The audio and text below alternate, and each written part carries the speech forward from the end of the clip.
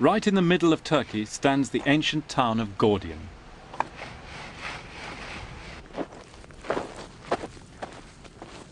Alexander came here to meet reinforcements from Greece, but he was also drawn by a strange legend.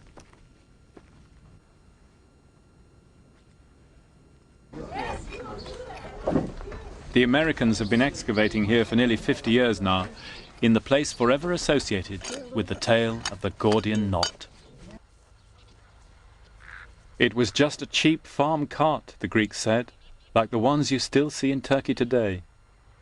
Alexander took a long, hard look at this impossible knot. But he couldn't, for the life of him, see how he could undo it. It was probably rather like the kind of knots we call Turk's heads knots, a big knot with all the ends tucked up inside so you just can't see where to begin. By now there was quite a crowd gathering. Local people from Gordium who were always interested to see someone make a fool of himself trying to solve the riddle, and the Macedonian officers who were worried now. They wished Alexander had not attempted this. What happens if he fails, they were thinking. This would be a really bad omen. What happened next, we don't know for sure.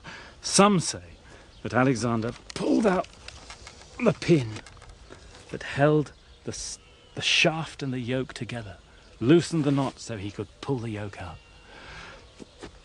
According to others, though, Alexander pulled out his sword and said it doesn't matter how the knot is undone, and he slashed the knot open to reveal the hidden ends inside. A very Alexander way of doing things. That night, thunder and lightning crashed over Gordium.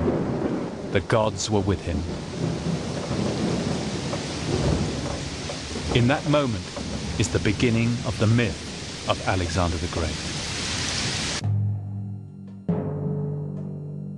As the Macedonians marched down from Ankara to the Mediterranean, Darius left Babylon with an army twice the size of Alexander's. He circled round Alexander's back and cut off his line of retreat. He would crush the upstart once and for all.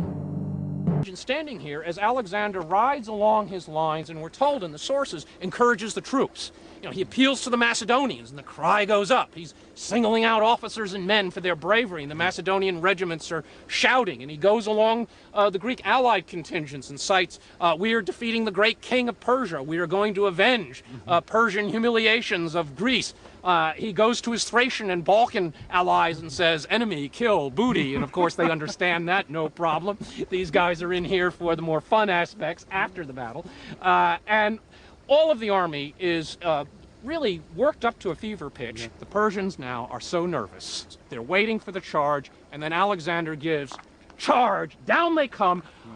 These troops, oh my God, they're after me, personally. They're gonna kill me. They let loose a volley, which we're told is so bad that the arrows hit each other. It's completely ineffective. They turn around, run into the infantry, let me through, let me through. They try to muscle themselves. Yeah.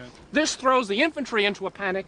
In seconds, Alexander's cavalry is coming down into the river, is on top of them. The entire Persian left flank here dissolves in a panic. And the battle's lost in the first few minutes. One could say in the first minute. Alexander had smashed right through to Darius's chariot. Darius had to flee for his life. This is the moment, preserved on a great mosaic from Pompeii. Alexander storms into the history books like a hurricane, wild-haired and wide-eyed.